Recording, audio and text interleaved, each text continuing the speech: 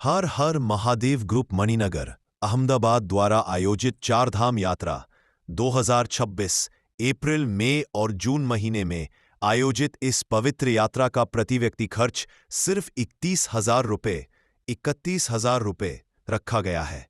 यात्रा में शामिल है अहमदाबाद से दिल्ली तक फ्लाइट, दिल्ली से हरिद्वार टेम्पो ट्रैवलर और वापसी में हरिद्वार से Ahmedabad 3rd AC railway coach, अच्छी होटल व्यवस्था, एक कमरे में 4 यात्रियों की सुविधा, शुद्ध गुजराती भोजन, ब्रेकफास्ट, लंच और डिनर सहित 4 धाम दर्शन, श्री यमुनोत्री, श्री गंगोत्री, श्री केदारनाथ और श्री बद्रीनाथ, साथ ही गुप्तकाशी, तुंगनाथ, चौपटा, ऋषिकेश, पंचप्रयाग, त्रियुगी नारायण और माना गांव जैसे दर्शनीय स्थलों का समावेश। फ्लाइट और रेलवे टिकट की सुविधा के लिए बुकिंग तुरंत करवाना आवश्यक है। सीमित सीटें। संपर्क अनिल कुमार शास्त्री, मो 80000780। आप सीधे चले जाइए हर की हर हर पौड़ी। महादेव। यहाँ पर आप गंगा स्नान कीजिए, हर की पौड़ी में स्थित सभी मंदिर में घूमिए, ब्रह्मकुंड के दर्शन कीजिए। इसके बाद आप जाइए मनसा देवी मंदिर। मनसा यानी मन की इच्छा। मान्यता है कि इस मंदिर में दर्शन करने से मन की इच्छा पूरी हो जाती है। यहाँ पर जाने के लिए पैदल और रोपवे मार्ग। आप जाइए चंडी देवी मंदिर। नील पर्वत पर स्थित यह मंदिर मां चंडी को समर्पित है और इसे आदि गुरु शंकराचार्य जी ने जोड़ा था। इस जगह से हरिद्वार और गंगा मैया का मनोरम दृश्य दिखाई देता है। इस मंदिर में दर्शन करने के बाद आप जाइए माया देवी मंदिर। यह हरिद्वार का प्राचीनतम शक्तिपीठ माना जाता है। मान्यता है कि यहाँ देवी सती का हृदय और नाभि गिरी थी। इस मंदिर में दर्शन करने के बाद आप जाइए भारत माता मंदिर। यह मंदिर भारत माता को समर्पित है और इसमें भारत के महापुरुषों, स्वतंत्रता सेनानियों और संतों की प्रतिमाएं स्थापित है। देशभक्ति और आध्यात्म का अनोखा संगम देखने को यहाँ मिलता है। इसके बाद आप जाइए शांति कुंज। गायत्री परिवार का यह मुख्य केंद्र।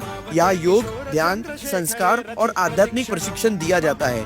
देश विदेश से लोग यहाँ आत्मिक शांति के लिए आते हैं। आप चाहे तो लॉकर रूम से अपना सामान लेकर आप शांति कुंज में ही स्टे कर सकते हैं या फिर आप कोई भी अच्छा सा होटल ले सकते हैं। यहाँ पर होटल आपको 1000 रुपए से मिल जाता है। होटल में चेक इन करने के बाद थोड़ा आराम करें और शाम को 5:30 बजे पहुँच जाइए हर की पौड़ी।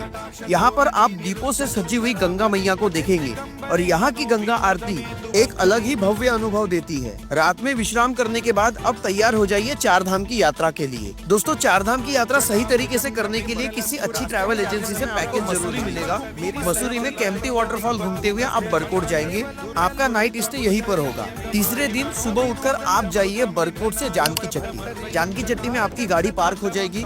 यहाँ से 6 किलोमीटर का ट्रैक करना पड़ता है आपको यमुनोत्री माता के दर्शन करने के लिए। दोस्तों, माता यमुना को सूर्य देव की पुत्री और यमराज की बहन माना जाता है। मान्यता है कि यमुनोत्री के दर्शन करने से अकाल मृत्यु का भय समाप्त होता है और जीवन में शांति व पुण्य की प्राप्ति होती है। मंदिर के पास पहुंचते ही आपको सूर्य कुंड मिलेगा। यह एक गर्म पानी का स्रोत है। आप यहाँ पर सबसे पहले स्नान करें और माता यमुनोत्री के दर्शन करें। माता यमुना आपकी सभी मनोकामनाओं को जरूर पूरा करेगी। इसके बाद नीचे उतरकर वापस आप अपने होटल बरकोट में चले जाइए। चौथे दिन आप बरकोट से जाएंगे उत्तरकाशी।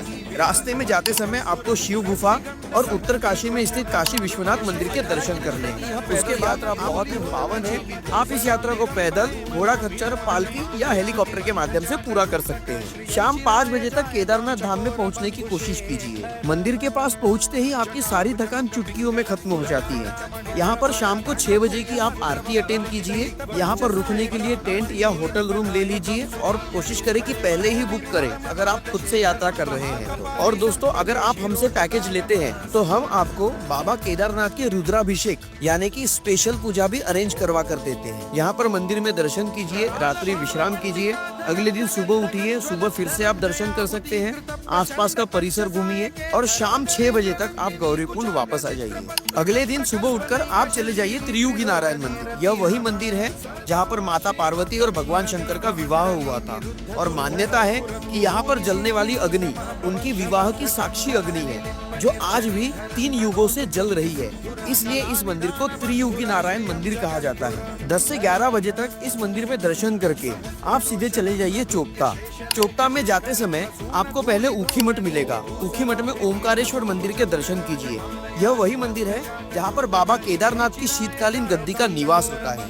इस मंदिर में दर्शन करके आप चोपता में नाइट स्टे करें। दोस्तों चोपता वही जगह है जहाँ से तुंगनाथ महादेव की यात्रा शुरू होती है। अगले दिन यानी कि 10वें दिन आप सुबह 3 बजे यात्रा शुरू करेंगे और सीधे जाएंगे 4.5 किलोमीटर का ट्रैक करके चंद्रशिला।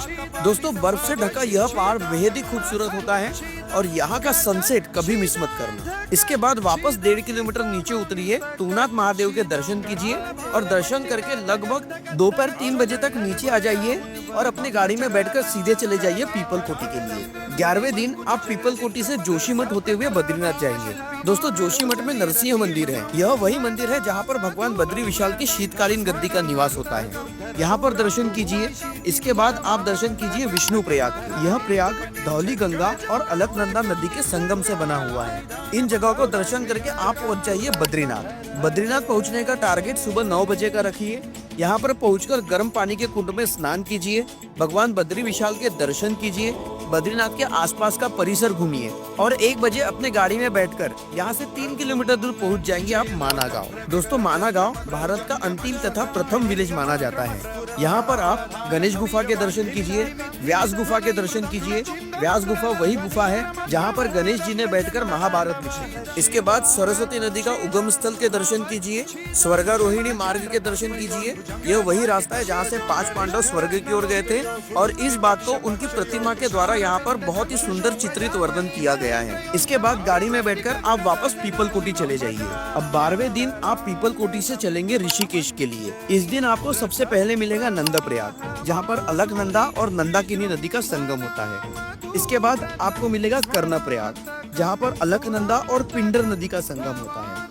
उसके बाद आप जाएंगे रुद्र प्रयाग, जहाँ पर अलकनंदा और मंदाकिनी नदी का संगम होता है। इसके बाद आप जाएंगे धारी देवी मंदिर। माता धारी देवी को 4 धाम का रक्षक माना जाता है और इनके दर्शन के बिना 4 धाम की यात्रा अधूरी होती है। इसके बाद आप चले जाइए देवप्रयाग, जहाँ पर अलकनंदा और भागीरथी नदी का संगम होकर गंगा नदी का निर्माण होता है। और इसके बाद आप आ जाइए ऋषिकेश। कोशिश करें कि आप ऋषिकेश शाम को 6 बजे के पहले पहुँच जाए। अगर ऐसा आप कर पाते हैं तो यहाँ की पवित्र गंगा आरती को जरूर विजिट कीजिएगा।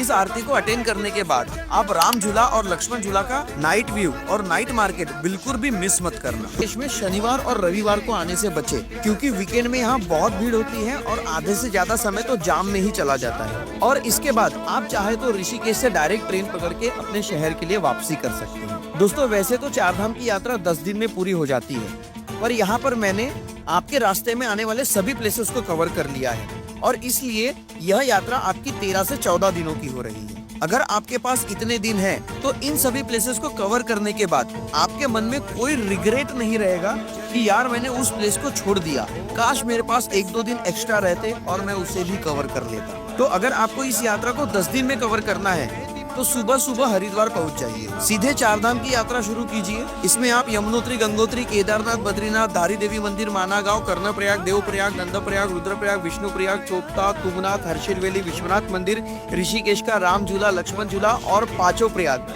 यह सब 10 दिन में घूम लेते हैं। बाकी आपके बजट और आपके दिन पर निर्भर करता है। उम्मीद करता हूँ मेरे द्वारा दी गई जानकारी आपको जरूर पसंद आई होगी और किसी भी जानकारी को मैंने इसमें स्किप नहीं किया है। हर एक छोटी बड़ी जानकारी को सही और आसान भाषा में देने की पूरी कोशिश की है। अगर वीडियो पसंद आए तो चैनल को सब्सक्राइब जरूर करें। दोस्तों अगर आप घूमने के शौकीन हैं और आप यमुनोत्री, गंगोत्री, केदारनाथ, बद्रीनाथ, 4 धाम की यात्रा करना चाहते हैं या फिर आप अमरनाथ की